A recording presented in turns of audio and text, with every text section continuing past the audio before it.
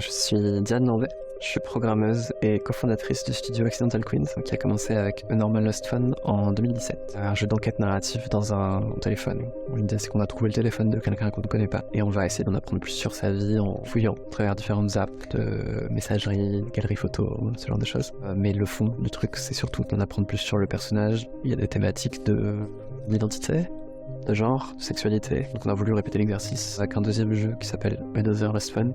Et ensuite on a fait un jeu qui s'appelle Alt Frequencies qui se passe à travers différentes stations de radio. Le twist c'est qu'il y a une boucle temporelle toutes les quelques minutes. On a une seule action possible dans le jeu, c'est d'enregistrer un extrait de ce qui est diffusé pour l'envoyer à une autre station. Mais dans le fond ça questionne notre rapport aux médias, à l'information. C'est notre dernier jeu sorti, parce qu'après Alt Frequencies on a commencé à travailler sur un quatrième jeu dont le nom de code, c'est trop provisoire, serait Diamonds. C'est un jeu dans lequel on suit un gang de 4 meufs qui font des braquages et on les voit se retrouver dans leur planque pour jouer aux cartes. Et on veut explorer ces thématiques de relations interpersonnelles, codépendance, porosité entre vie pro et vie perso.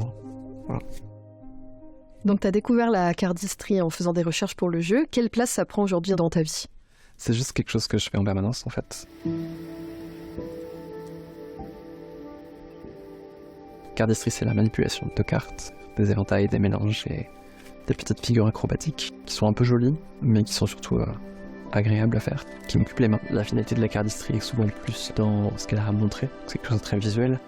Ma pratique à moi, elle est encore moins parce que c'est vraiment juste pour moi, pas mon coin en général. Il y a un côté très virtuose si tu pousses vraiment la pratique très loin. Des gens qui inventent leurs propres figures, il y a des gens qui participent à des concours, des choses comme ça. Mais c'est pas mon approche, je le fais plus pour moi que pour le montrer, je crois. L'essentiel de mon travail, c'est surtout un bureau. J'ai régulièrement une main libre, parfois deux, donc ça laisse l'opportunité de faire pas mal de choses.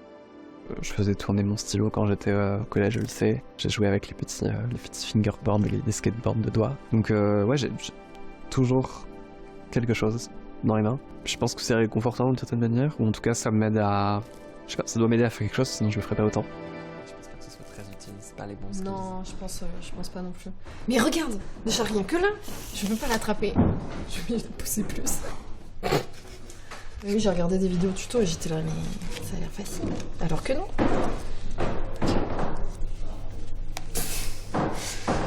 Ouais.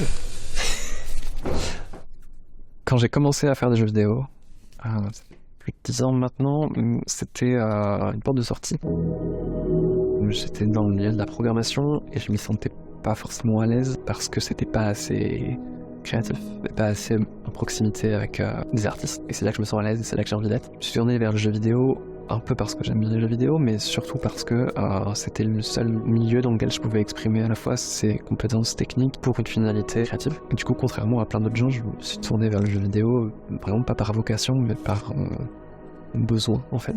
Le jeu vidéo, ça représentait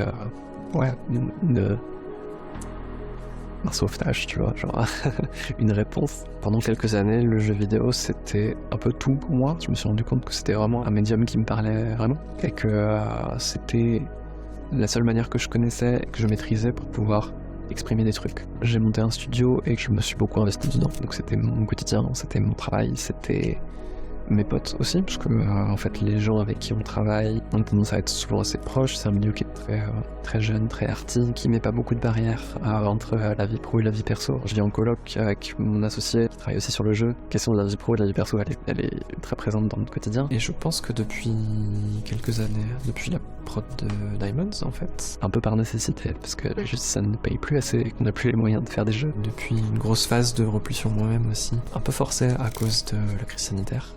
J'ai pris un peu de distance avec le jeu vidéo et j'en fais un peu moins mon identité maintenant, même si je joue encore, même si j'ai encore espoir de continuer à faire des jeux tant que ça sera possible. Mais aujourd'hui c'est un peu mon travail, c'est un peu un hobby et c'est un peu un format artistique que je respecte énormément, mais c'est plus l'intégralité de mon identité et je pense que c'est pour le mieux.